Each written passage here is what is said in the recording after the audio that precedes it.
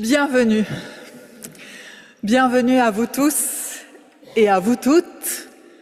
Bienvenue à vous qui êtes habitués de ce temple. Bienvenue à vous qui venez peut-être pour la première fois, la deuxième ou la troisième.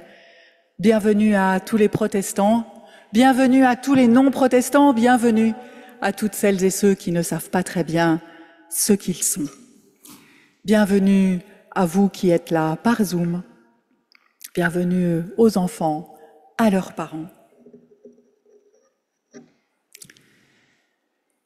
Nous sommes là pour entendre la promesse d'espérance que Dieu nous adresse. La voici.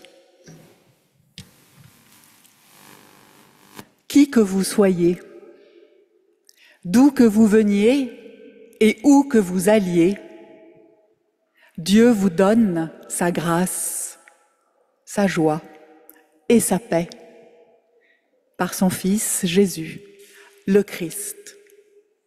Amen.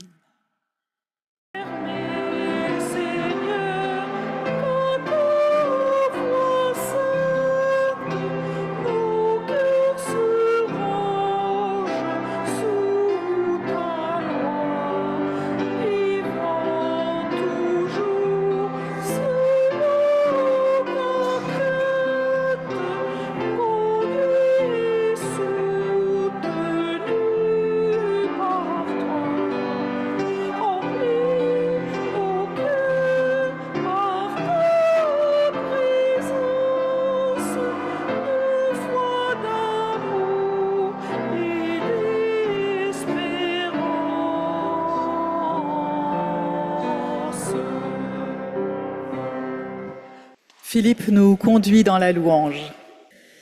Avec une prière d'Alain Ouzio, source intarissable. Ô notre Dieu, notre Père, source intarissable de toute vie, sans toi, nous ne serions que poussière. Nous chantons à ta gloire la vie que tu nous as donnée.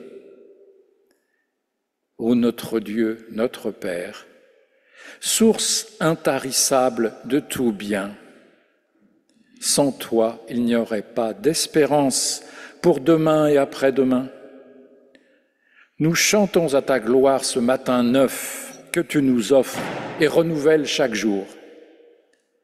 Ô notre Dieu, notre Père, source intarissable de toute charité. Sans toi, nous serions vides et asséchés, incapables de donner et d'offrir. Nous chantons à ta gloire la joie que tu nous accordes en Jésus-Christ, d'aimer et d'être aimés. Ô Dieu, notre lumière, nous nous tournons vers toi. Comme la fleur se dresse vers le soleil, prends pitié de nous. Fais-nous sentir ta présence.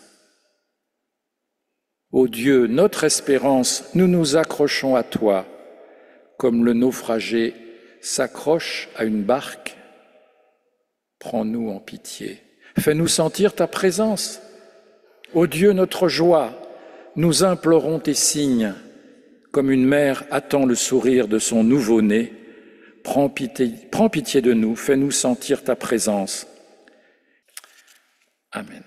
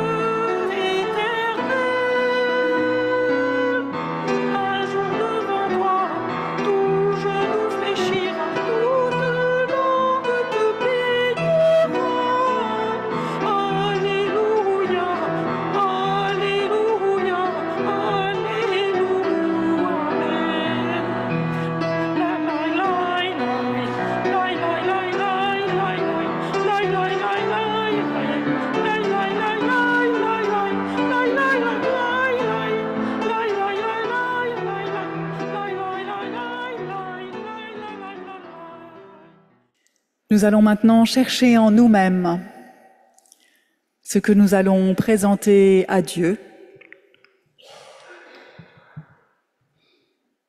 tout ce dont nous ne sommes pas fiers,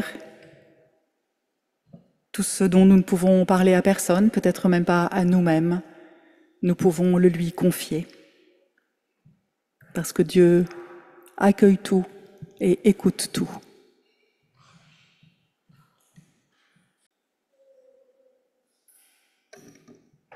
Et nous prions avec une prière d'un prêtre du Burkina Faso.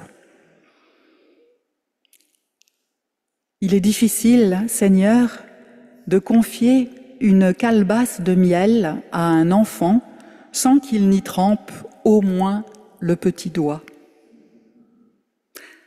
De même, je ne peux me priver de ton amour ineffable.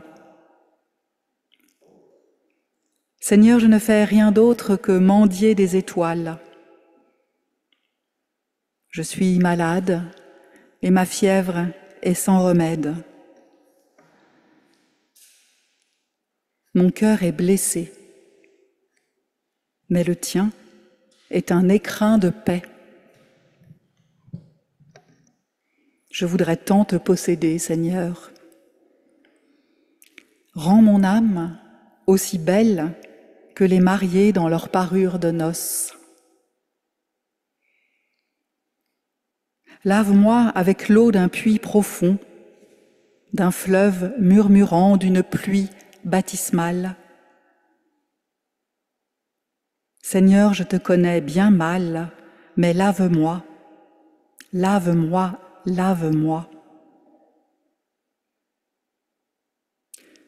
Ô Seigneur, toi, le laveur du mort, de la morte que je suis, lave-moi avec l'eau du Jourdain, du puits de Jacob, avec l'eau de la fontaine de Siloé, et sèche-moi sous l'ardeur de ton soleil lumineux. Amen.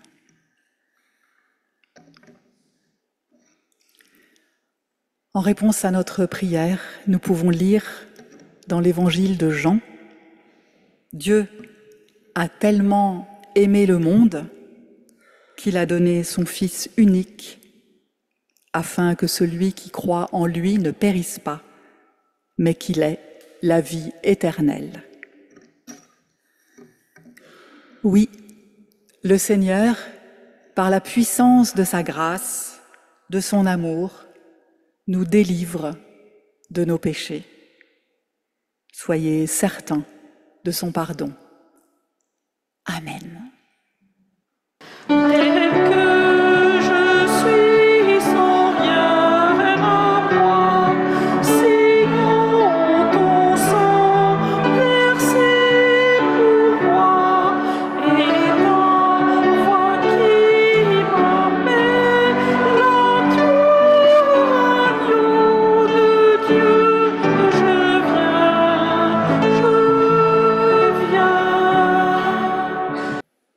Avant d'ouvrir la Bible, nous prions.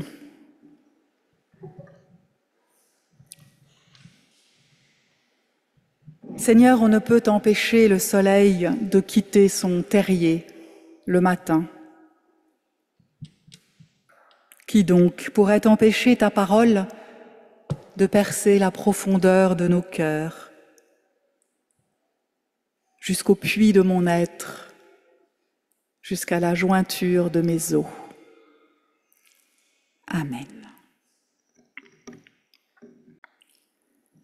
Avant que la foi vienne, nous étions gardés sous la loi, enfermés, en vue de la foi qui allait être révélée. Ainsi, la loi a été notre surveillant jusqu'au Christ, pour que nous soyons justifiés en vertu de la foi. La foi étant venue, nous ne sommes plus soumis à un surveillant. Car vous êtes toutes et tous, par la foi, enfants de Dieu en Jésus-Christ. En effet, vous qui avez reçu le baptême du Christ, vous avez revêtu le Christ. Il n'y a plus ni juif ni grec, il n'y a plus ni esclave ni homme libre, il n'y a plus ni homme ni femme, car vous êtes un en Jésus-Christ.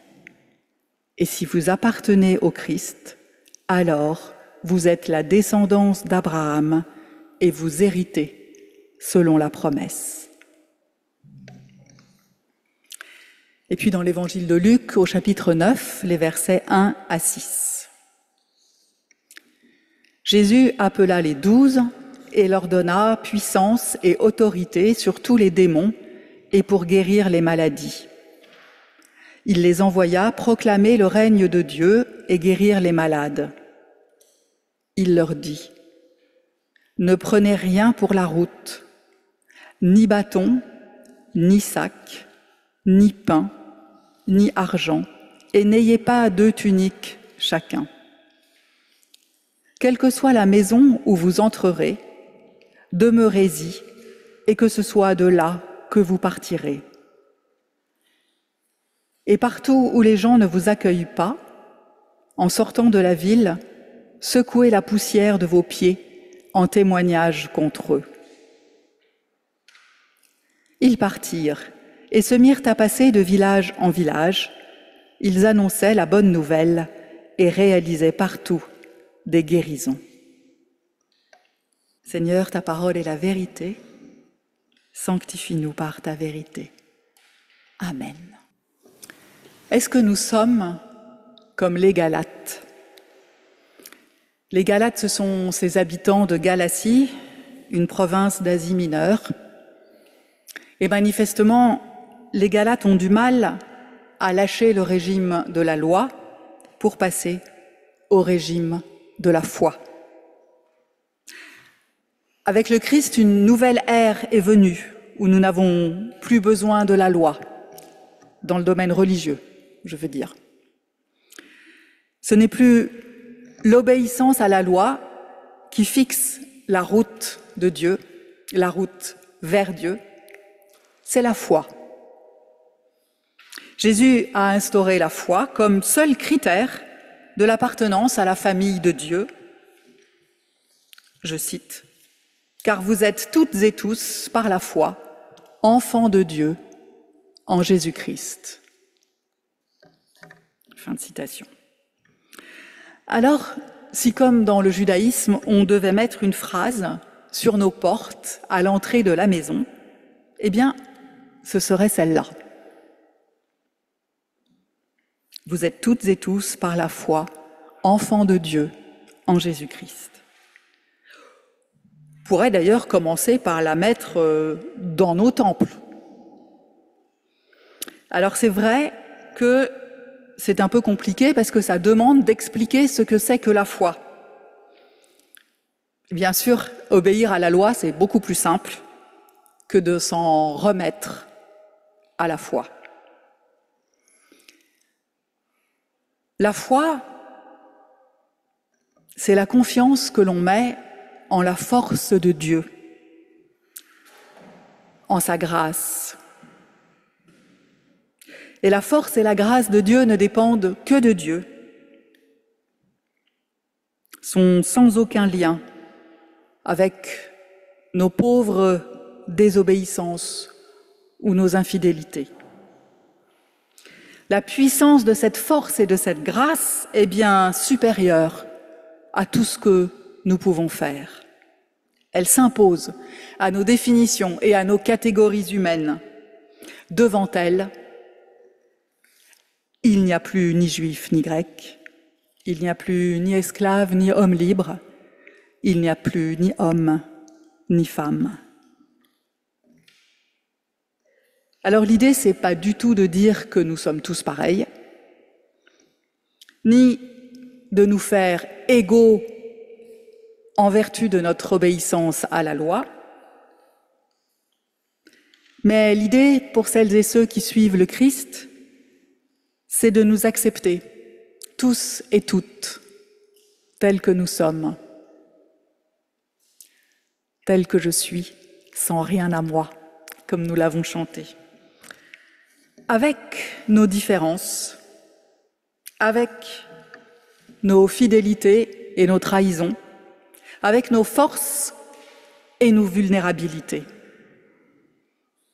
Toutes et tous unis par notre foi en un Dieu de confiance. C'est la grande révélation du Christ qu'il a vécue jusqu'au bout sur la croix pour chacun et chacune de nous. La croix, c'est le cri qui hurle que la loi ne sert qu'à éviter de faire confiance à Dieu, que la loi ne sert qu'à ne pas s'en remettre à Dieu. Et ce cri nous rejoint, chacun et chacune, là où nous sommes. Passons à l'évangile de Luc. On pourrait imaginer que les apôtres seraient envoyés proclamer le règne de Dieu et guérir les malades une fois qu'ils ont été bien formés par Jésus, peut-être après avoir passé leurs examens de fin d'année, de fin d'études, peut-être après avoir reçu l'aval de la commission des ministères, je veux dire après avoir reçu la bénédiction de Jésus, mais pas du tout. Nous sommes au chapitre 9, dans cet évangile qui en compte 24. Cet envoi en mission des apôtres par Jésus ne se fait pas du tout à la fin de leur vie commune, comme quelque chose qui marquerait l'aboutissement d'une période d'enseignement et de transmission. Jésus les envoie après seulement un court temps de vie commune, parce qu'il leur fait confiance. Et aussi parce que s'il fallait attendre d'être prêt, eh bien on ne ferait jamais rien. S'il fallait attendre d'être correctement formé, aucun pasteur ne serait jamais ordonné. Et s'il fallait parfaitement connaître Dieu pour le proclamer, on se tairait à jamais. Et d'ailleurs, Jésus n'envoie pas les apôtres armés de leur tout nouveau diplôme à la main, prêts à le brandir pour justifier leur prise de parole. Il ne les envoie pas avec un sac rempli de Bibles et de tous les écrits de super et savants théologiens.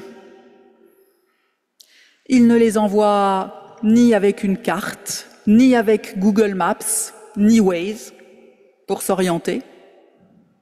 Il ne les envoie avec aucun des outils nécessaires pour parer à toutes les éventualités, à toutes les situations un peu folles et à toutes les questions lunaires qu'ils vont rencontrer en effectuant leur mission.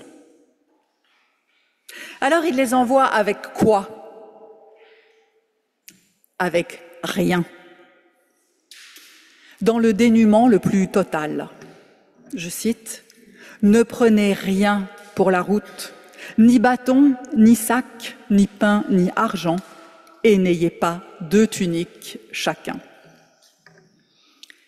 Est-ce que cela veut dire que Jésus leur demande de vivre aux dépens des personnes rencontrées? Est-ce que cela veut dire que Jésus pense que tout ce qu'il leur a enseigné ne sert à rien? Je crois que ce que Jésus veut dire, c'est que le plus important pour les apôtres, ces personnes qui ont été discernées par le Maître et qui ont vécu auprès de lui, le plus important pour eux, c'est de partir, rencontrer des gens dans leur vulnérabilité commune. Partir pour rencontrer des gens dans leur vulnérabilité commune. Et d'abord, c'est partir. C'est à cela que nous sommes tous et toutes appelés. Quitter notre base, notre port, nos références, quitter nos apprentissages, nos repères, quitter ce qui est connu et reconnu, quitter nos certitudes. Parfois même, quitter ce qui nous a construits et qui nous structure. Nous déstabiliser et donc être vulnérables. Personne n'aime cela, être vulnérable. Partir dans le manque pour partager ce manque avec les personnes rencontrées. Je crois que c'est ça, ce que Jésus nous propose. Ce manque nous permet d'être disponibles pour recevoir ce que les personnes rencontrées ont à nous offrir, parce qu'on ne part pas pour apporter, on part pour recevoir. Alors partir en stage de pasteur, comme c'est le cas pour Nathalie et Henri, c'est partir sacrément vulnérable. Mais il faut l'accepter, car c'est le gage d'être sur la bonne voie. Nathalie et Henri, laissez vos sacs de bouquins derrière vous. Je vous connais bien, je sais que vous les avez suffisamment bossés. Et présentez-vous comme vous êtes, revêtus de votre confiance en Dieu. C'est dans ce dénuement que vous pourrez partager l'espérance que donne la foi de voir germer ou grandir le désir de cette confiance le long des chemins que vous allez parcourir. Alors, ça ne marchera pas toujours. Partout où les gens ne vous accueillent pas, secouez la poussière de vos pieds, nous dit Jésus. Secouer la poussière de vos pieds, ça veut dire tourner la page. Vous n'emportez rien, même pas la poussière, vous la laissez sur place. Et vous repartez aussi vide et vulnérable que vous étiez arrivé, mais pas plus. Vous l'aurez compris, il n'y a pas besoin de se destiner au ministère pastoral pour être concerné par ces paroles de Jésus. Je crois qu'on a tous et toutes envie d'être très chargés pour se rassurer. Alors, demandons-nous, mais de quoi remplit-on nos sacs ? Et de combien de couches de protection empile-t-on pour se protéger ? Je vous propose de se déshabiller un peu et de nous délester. Parce que le Christ nous demande de sortir de notre zone de confiance pour nous rendre disponibles à la rencontre. Parfois, cela ne donne pas les résultats que nous attendions. Parfois, nous sommes déçus, peut-être blessés, peut-être en colère. Et c'est là qu'il faut secouer la poussière de nos pieds. Parce que la foi, cette confiance partagée avec Dieu, manifestée par Jésus, vécue jusqu'à la croix, est toujours là pour nous.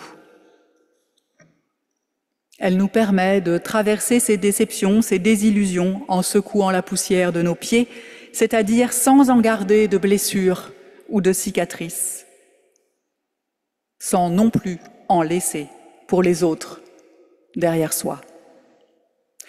Et ce n'est ni un constat d'échec, ni une preuve d'incapacité, mais une étape dans notre chemin de vie et de confiance. Le Seigneur nous envoie proclamer le règne de Dieu et accompagner les personnes en souffrance. Déshabillons-nous un peu, armons-nous de sa confiance et partons. Amen.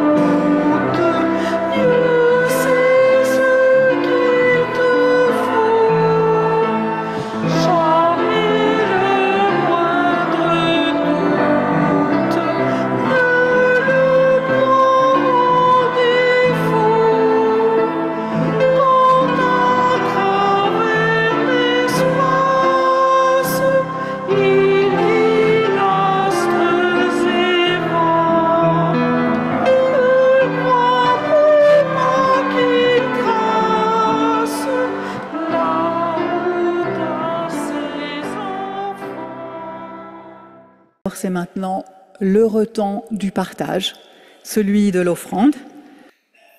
Et nous pouvons nous souvenir que notre offrande est là pour dire une action de grâce envers Dieu et aussi pour partager nos biens.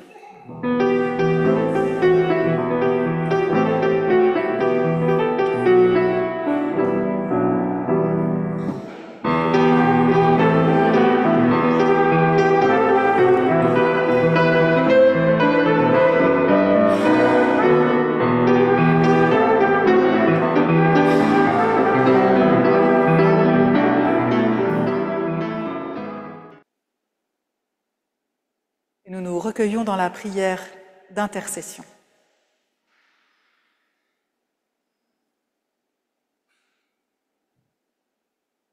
Seigneur, je te prie pour qu'en toi nous trouvions l'énergie de refuser de mettre notre vie au garage, pour que nous trouvions la volonté de refuser l'aventure où l'orgueil a plus de place que le service,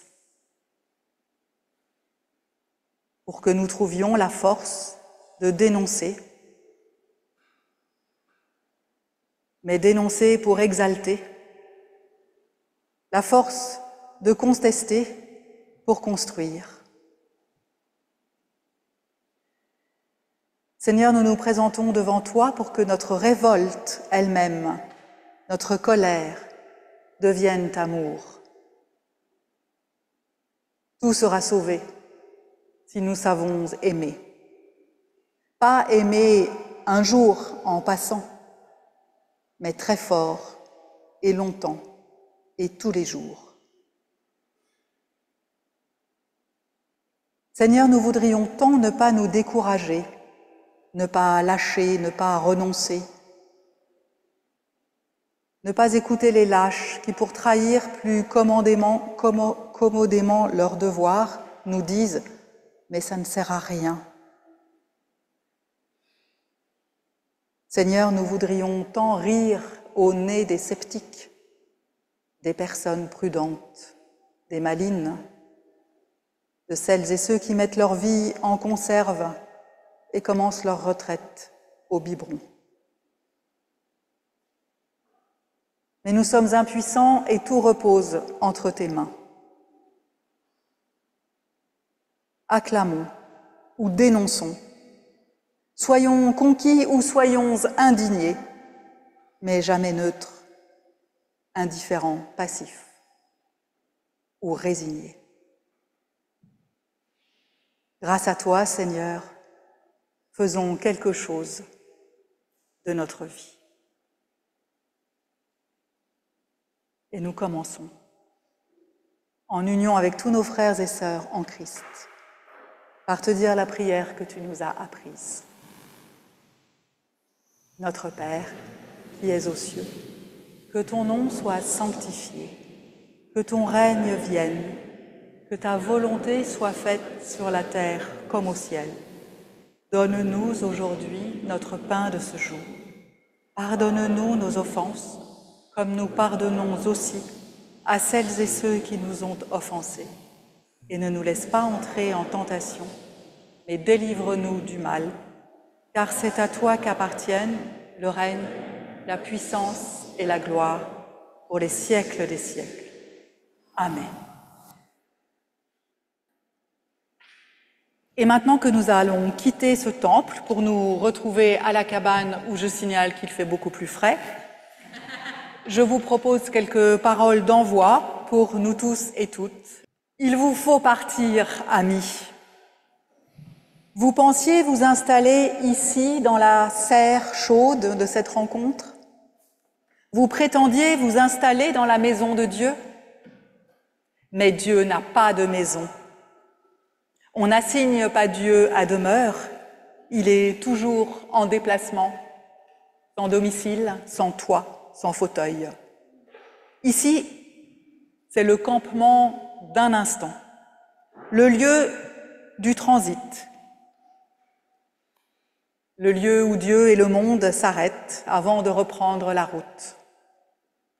Amis de Dieu, vous êtes le peuple en partance. Votre terre n'est pas ici. Vous êtes le peuple du mouvement, étranger et jamais fixé, de passage vers la demeure d'ailleurs. Sortez, amis de Dieu, allez prier plus loin. La tendresse sera votre cantique. Jésus sera la célébration. Allez, vous êtes la maison de Dieu. Les pierres taillées à la dimension de son amour. On vous attend dehors, amis de Dieu, et je vous le dis, Dieu sort avec vous. Il vous bénit et vous garde, vous et tous ceux que vous aimez. Amen.